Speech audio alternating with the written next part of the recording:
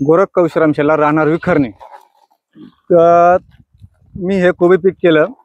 या कोबी पिकाला भाव नसल्यामुळं लहान मुलांनी लहानचे मोठे केले मी हे कोबी पीक, आणि याला भावच नाही। तर याला मी मार्केटला घेऊन गेलो तर याला 25 आणि 50 पैसे किलो दराने याची मागण्यात आली। तर त्याचा माझा याचा खर्च पण वसूल झाला नाही।